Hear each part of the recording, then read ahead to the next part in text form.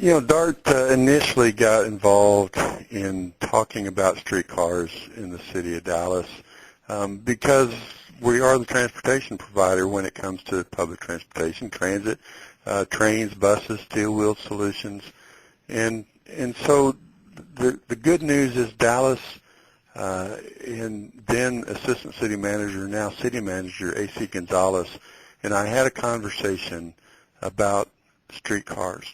And I explained to him what streetcars could do. A steel wheel solution provides not only transportation but economic development. And so there was an ad hoc committee, if you will, that was created that included myself, one of our board members, William Sal, and then some of the council members and some of the City of Dallas staff members. And the conversation kind of went down this path of where do we want streetcars, number one, where should those streetcars be, how do we implement a streetcar system, who's going to pay for that streetcar system.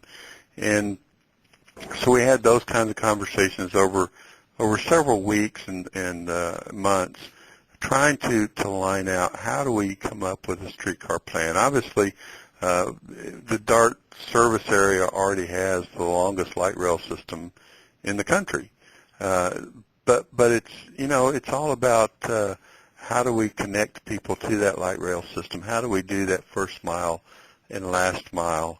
And how do we cover areas that it doesn't make sense for a light rail to be, but maybe it needs something more than a bus route. So we went down that path. We had those conversations. We started thinking about what it might look like, what this comprehensive plan might look like that would include all the different modes of transportation, including walking, biking, light rail, streetcars, highways, the road network for the core area of Dallas. And the good news is we had some really good advocates on that committee.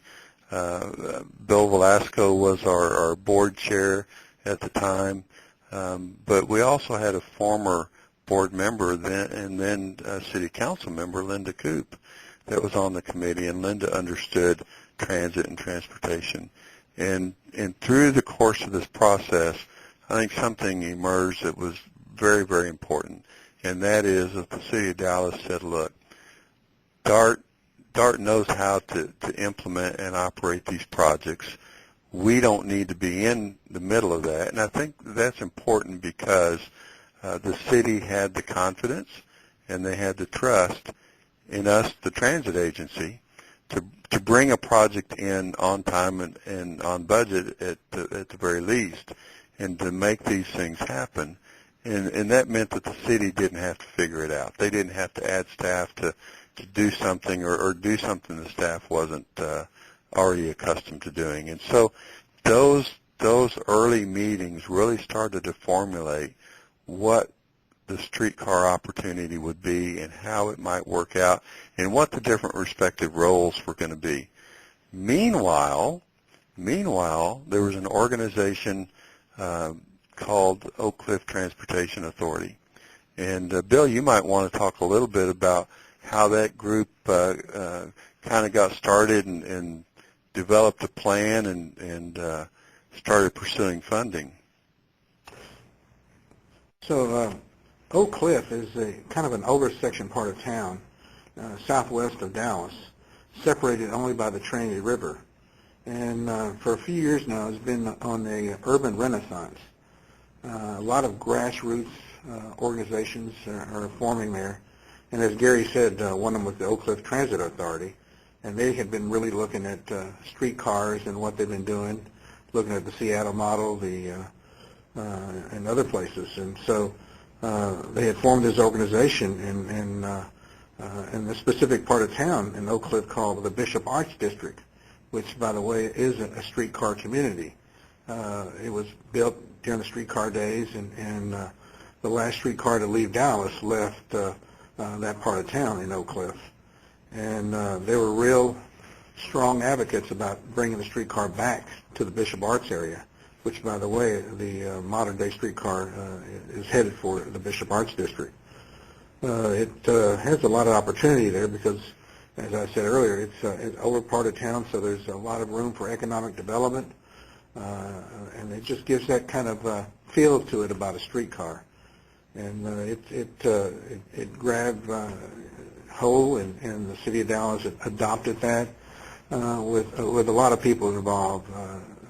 The council adopted that thought process about that and looked at DART, putting that in place, and we were really lucky to acquire the funding to do that, and everyone's been excited in the community there in Oak Cliff and Dallas about the streetcar.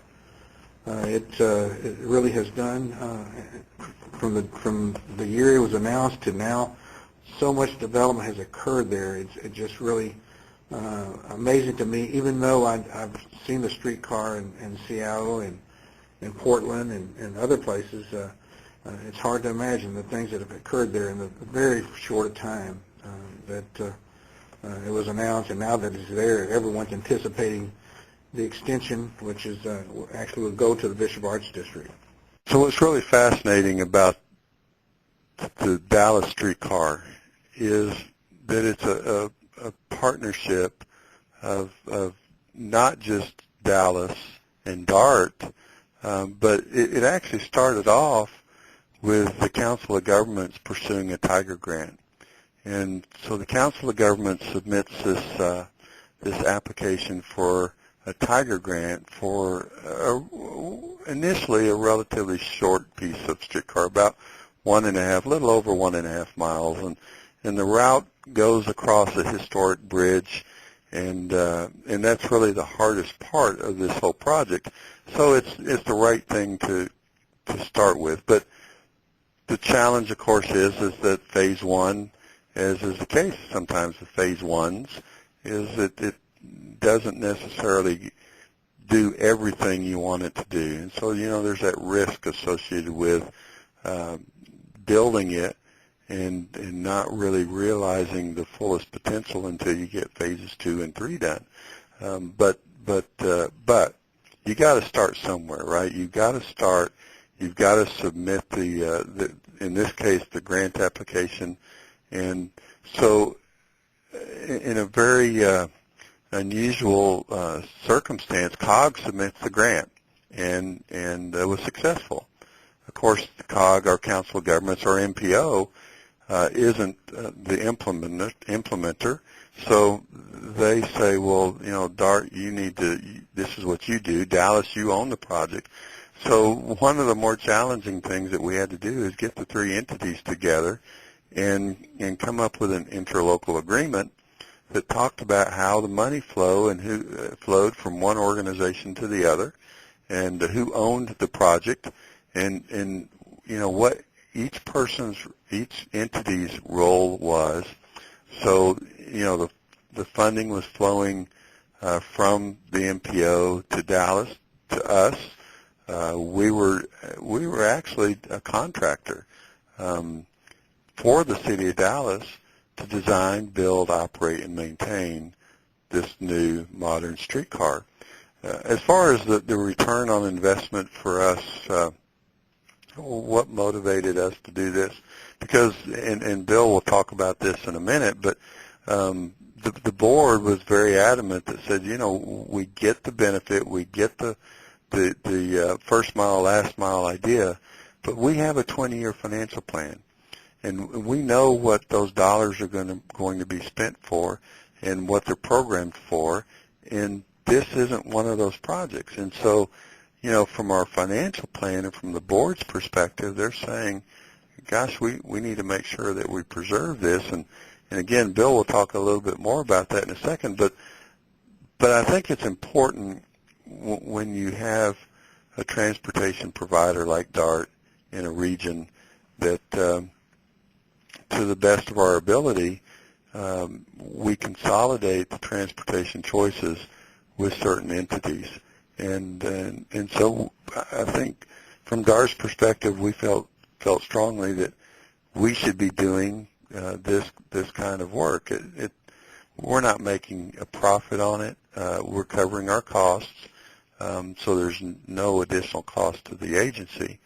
But I think having this single-minded approach to providing public transportation and that integrated and consolidated planning effort to allow people to actually use the system as a whole. In other words, their trip might combine multiple modes.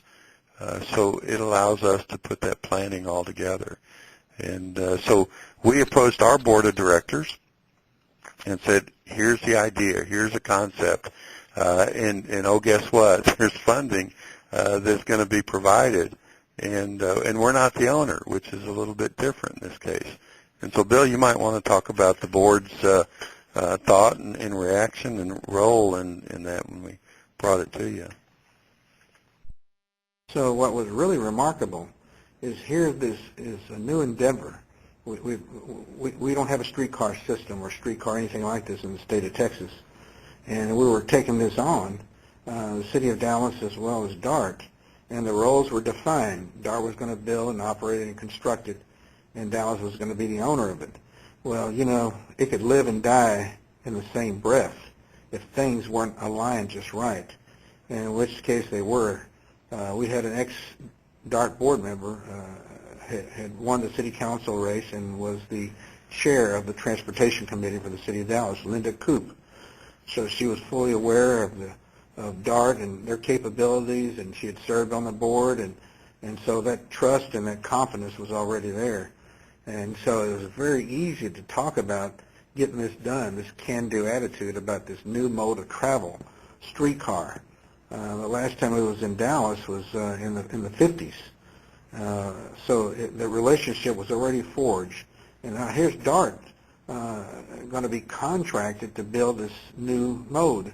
That relationship, they have proved over and over again to the city of Dallas and 13 cities that make up the membership to DART that they can build a project on time and on budget like they've done everything else. So it really was forged way before the streetcar was even thought about. The relationships and things were aligned in a way where it was everybody wanted to get it done, and that was really unique, having these three parties involved, City of Dallas, Council of Governments, and DART. And the proof in the pudding is the car's up and running, and it was on time, under budget, and so much so that we've just recently, I believe a couple of months ago, we've decided, the City of Dallas and DART, to extend it further down the road to the Bishop Arts District, and there again, those relationships, they were forged at the time on the beginning segment, will continue in this segment. DART's going to be the builder and a contractor, and the City of Dallas will be the owner. It really is a unique relationship. So the streetcar service, the modern streetcar, the Dallas streetcar, has been in operation now for 5-6 weeks, and it really has been fun because if you go and watch the people that ride it, a lot of folks that are riding it right now are just curious. They're saying, well, gosh, I used to ride the streetcars in Dallas back in the 40s and 50s. And so they're coming out to see what it looks like. Where does it go? A modern streetcar, what does that mean? And so it's been fun seeing the reception, even though, you know, this is only phase one and it doesn't go all the places and connect all the places to people that we want to yet. It's the beginning. And, you know, from an engineering perspective, you know, I can get kind of geeky in that regard. And the fun thing about the project is that it goes across a historic bridge. And, you know, we don't have too many things historic in Dallas, Texas, but this bridge is over 100 years old. And when we started looking at putting a streetcar and streetcar tracks on the bridge, we realized that the bridge had actually been designed over 100 years ago to accommodate a streetcar that was never built and never put on this particular bridge. But the structure was there that allowed this addition to the bridge. So that was kind of fun to see that happen, and the bridge was in good shape. We were able to make some minor modifications and put the streetcar tracks on the bridge. And then the second part that was a lot of fun, again from an engineering perspective, is that we have a streetcar that is actually it's actually manufactured in the United States, which is good. It's manufactured by Brookville, out of Brookville, Pennsylvania, and so it allows another manufacturer of streetcars to be in our country, a U.S. manufactured streetcar. But this is the first streetcar that's dual powered in the United States. In other words, it's powered both by the overhead catenary, the overhead wire, as well as batteries. Because the bridge was historic, there was some concern about putting catenary poles and the wire across the bridge, so it drove the need for battery powered. So the streetcar actually goes across the historic bridge on battery power, and then once it gets to the other side, it raises its pantograph, and it is on wire then, and it charges while it's on wire. So you think about Dallas, and you think about the summers, and you think about the air conditioning that's required to get us all through a summer in Texas, and so that was always one of those things that we were a little concerned about.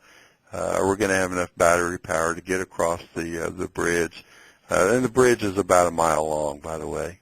But get across the bridge with air conditioning running full blast, and let's say we have a car full of people, and so those are those tense moments when you're doing your testing and trying to get everything certified, making sure that everything works like it's supposed to. But Brookville has been a great partner.